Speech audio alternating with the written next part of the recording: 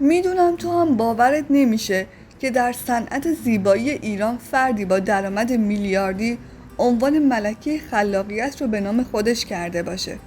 توی 5 سال اخیر تعداد بیوتی بلاگرها به ویژه در عرصه تبلیغ محصولات زیبایی خیلی زیاد بودن، اما کسی که سبک کاریش در صنعت زیبایی به ویژه در لاین شنیون تونسته همه رو جوری به وجد بیاره که از داخل و خارج واسش سر و دست بشکنن نداشتیم. توی این ویدیو میخوایم نگاهی بندازیم به زندگی عاطفه کبیری، کسی که از یک جایگاه ساده به نامآورترین فرد در صنعت زیبایی ایران و بین الملل رسیده.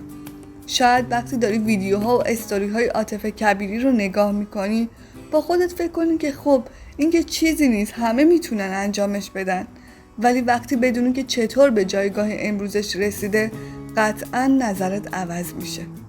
عاطفه کبیری با وجود اینکه فقط 30 سالشه اما با تجربهش در دنیای زیبایی حسابی یکتازی میکنه.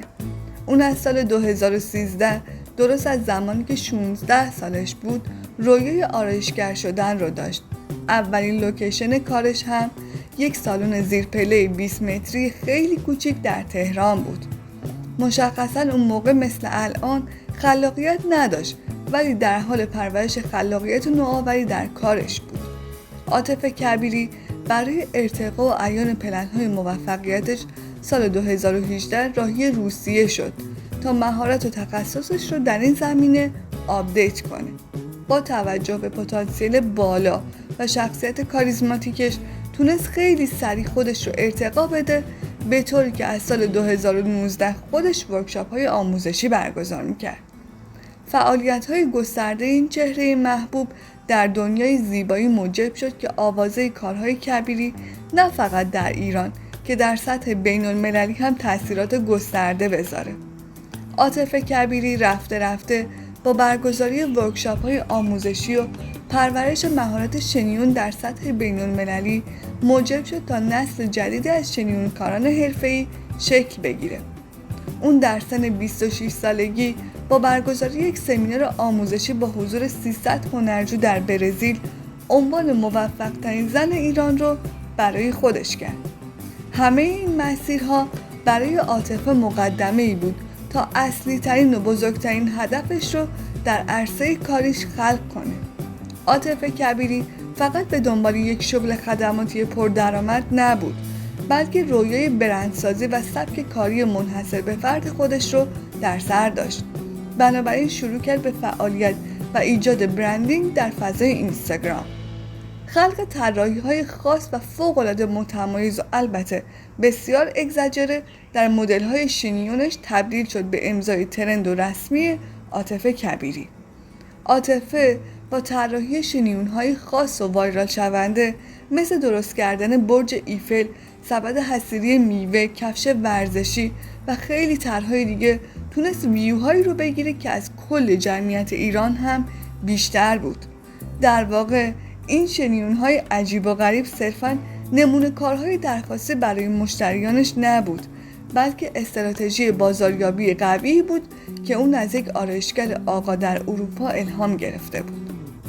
درآمد عاطفه کبیری از صفحه اینستاگرام و ورکشاپ‌های آموزشی در داخل و خارج از ایران موجب شد تا بتونه تحول رویداد عظیم زندگیش رو رقم بزنه. عاطفه در سال 2023 تونست عمارت 1200 متری خودش رو در بهترین لوکیشن تهران دایر کنه.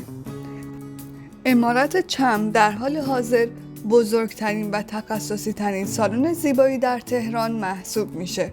این سالن با بیش از 200 پرسنل مشغول به فعالیت و روزانه میزبان بیش از 50 عروسه. میکاپکار عمارت چم هم فاطمه کبیری خواهر عاطفه کبیریه که به صورت اختصاصی و حرفه‌ای تمام مشتریان سالن رو میکاپ میکنه.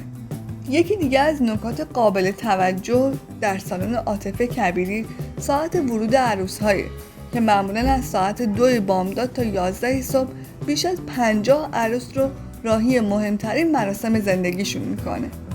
میشه گفت این موضوع تبدیل به یک رقابت عظیم بین سالن عمارت چم و بسیاری سالن‌های حرفه‌ای دیگه در تهران شده. اما برندسازی عاطفه کبیری به اینجا ختم نمیشه. اون با پیاده سازی استراتژی های خاص و سرگرم کننده نقش سالن خودش رو در ذهنها حک کرده. در جدیدترین چالش اینستاگرامی عاطفه کبیری تحت عنوان عروس تو کدوم عروسی موجب شده که به طرز اغراق‌آمیزی عاطفه کبیری و کارهای خاصه او یک بار دیگر بر سر زبانها بیفتند. درآمد خالص عاطفه کبیری از مشتریان سالن، کلاس‌های آموزشی و همچنین پروژه‌های VIP برای چهره‌های سلبریتی و لوک‌های خاص مانند سیندرلا و سفید برفی به بیش از 100 میلیارد تومان برآورد شده. عاطفه کبیری در سالن خودش میزبان چهره‌هایی همچون حدیث میرامینی، نفیسه روشن، آشا مهرابی و سایر هنرمندان بوده. او در صفحه شخصی خود نه تنها با نمایش پروژه‌های کاری و شنیدن‌های موفقش جذب مخاطب می‌کند، بلکه با انتشار سفرهای جذاب و خارق‌العاده خودش و اقصانقاط جهان نیز کشش و وابستگی مخاطبینش را بیشتر کرده. اون تاکنون به بیش از 20 کشور دنیا سفر کرده و در کشورهای نظیر آلمان، برزیل، ترکیه، هلند، روم و بسیاری کشورهای دیگه ورکشاپ‌های موفقی رو به ثمر رسونده. جالب اینم بدونید که هر ورکشاپ آموزشی عاطفه کبیری درآمدش به بیش از 1 میلیارد تومان میرسه. این در حالیه که درآمد ورکشاپ‌هاش در خارج از کشور به 2 برابر این مبلغ هم میرسه. مرسی که تا انتهای ویدیو همراه من بودید. برای تماشای ویدیوهای بیشتر حتما کانالمون رو سابسکرایب کنید.